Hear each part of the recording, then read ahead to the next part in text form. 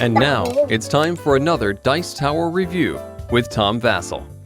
Hey, welcome to the Dice Tower. I'm Tom Vasel. This is my daughter Melody, and today we're taking a look at the Duke. And the Duke is basically like a chess game. You're just trying to go capture the other Duke, put out your pieces, and conquer. Yeah, it's an abstract strategy style game, but the difference of this game is different because the piece itself tells you how it moves. What does that mean? Let's take a look.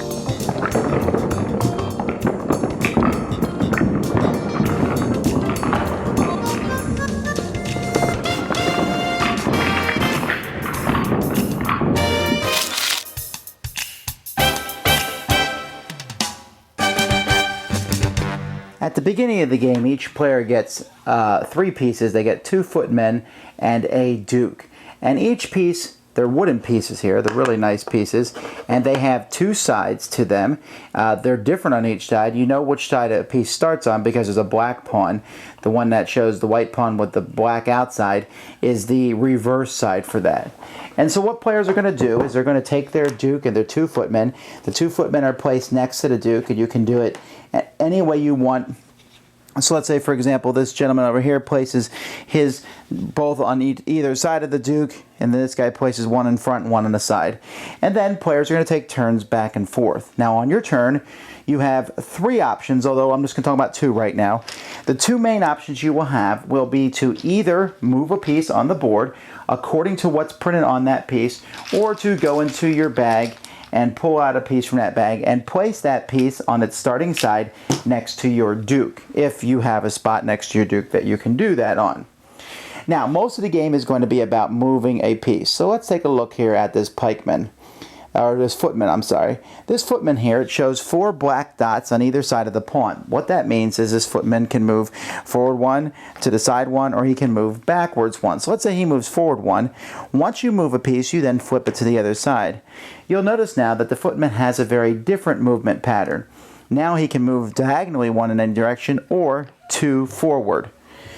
The duke, on the other hand, has little arrows next to him. What those mean is he can slide. So essentially he can move as far as he wants in either direction. After he moves, he switches, and now he can slide up and down. Now there are many different pieces in the game, as you will find. Let's show you a few of them and how they work. Here we have the pikemen, which can move diagonally 1 or 2 forward, and then once he does that, he can move forward 1 or back 2, but then there's these stars. What a star basically means is it's called a strike. You can kill a piece. In this instance, let's say there was a piece here. You can capture that piece without actually having moved there, so you're shooting it.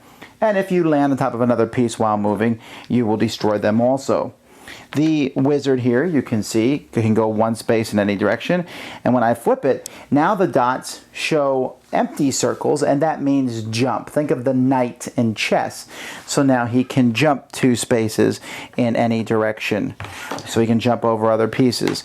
Here we have the seer, which is a mixture of movement and jump. And when I flip it, it's a different mixture of movement and jump. Here I have a marshal, which can slide and jump. And then when I flip it, he can just move around in a bunch of different directions. A champion who can move and jump, or who can basically strike and jump. So there are many different pieces. There's even pieces like this assassin here, which has a slide jump. So he can jump over a piece and then slide, and he can slide in a diagonal way, and then his sliding will change when he flips to the other side. So these are mostly the different pieces. Let me show you this general here. You'll notice that there's these little marked spots behind the general. Instead of moving, the general can move someone from one of those marked spots to another marked spot. Now, if you forget all this, there is a sheet here that explains how each of the pieces moves. You can see the move, the jump slide, the command, the strike, dread, which is not used on all the pieces but can freeze other people in the with not letting them move, or defense, which can block an enemy from capturing you. Now, your whole goal in this game is to capture your opponent's duke. When you have the opportunity to capture your opponent's duke, you say guard. Think of saying check in chess. But once you capture the duke, you have won the game. You can also play where you put some terrain on the board. Here's a mountain piece that you can place on the board. You can play different scenarios, maybe where you have to capture a flag. There's multiple scenarios that you can play that the book teaches besides just capturing your opponent's duke. And there's even this neutral piece, the dragon, which will move around, freezing opponent's pieces and, oh, I'm sorry, not freezing them, but just basically killing your opponent's pieces. You can attack him if you want to try to drive him towards the enemies, and then he'll go crazy and just start rampaging and beating other people.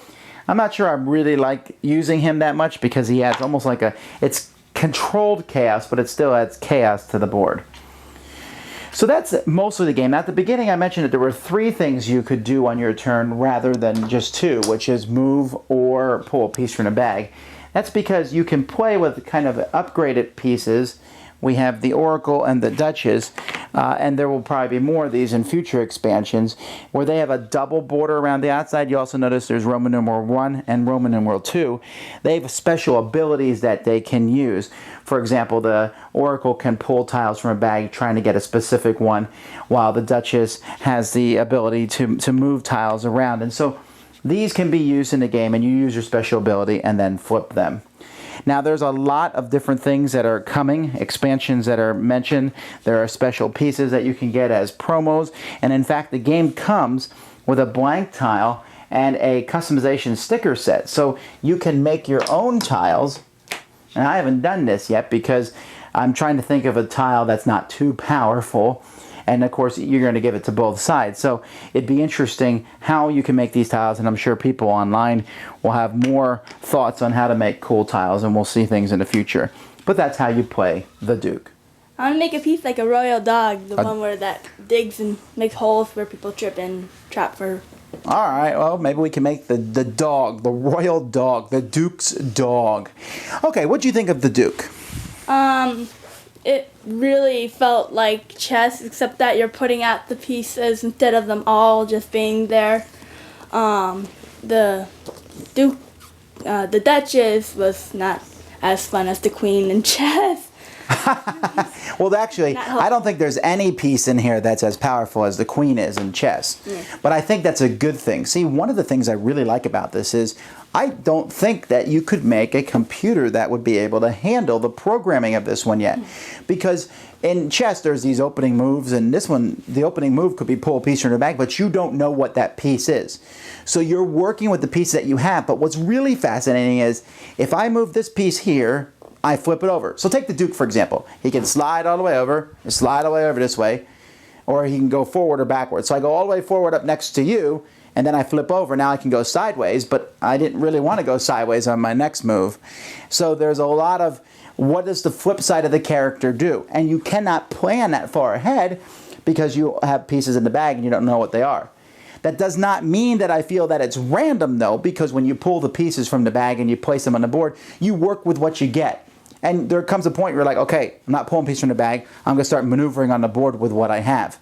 And I find that very entertaining, and I look forward to seeing what new and unusual pieces they can add. Yeah, I did like the different types of pieces, like the wizard and the champion. What did you think of the quality? The pieces were very nice. It was fun with the pieces. Yeah, I really thought when I first saw it that they were going to use just cardboard pieces, but wooden pieces, wow, they feel good, they look good. There's only like 5 or 6 symbols, so even though a black symbol means move, a white symbol means jump, an arrow means slide, a white arrow means jump, slide, it's really easy to pick up. But to master, I would play this over chess 1,000,000 times. 1,000,000 to 0, because I would never play chess with this around. This to me is a game that I have a fighting chance even against someone who's better than me, because the combinations of pieces we get out allow me to play a very tactical game. And so high quality, a lot of fun. I mean, it's only 2 players, so I guess that's a negative, but I mean, I don't care about that. 2 players. This is one of the best abstract strategy games I have ever played. I very much like it, and it's going in my collection because of that. I liked it too. Well, there you go. So that is The Duke from Catalyst Games.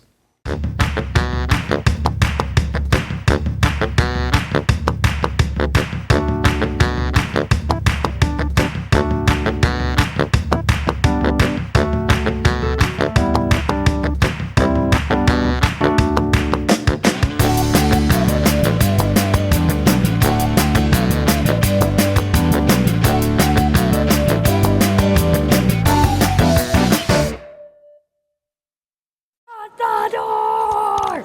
Do, do.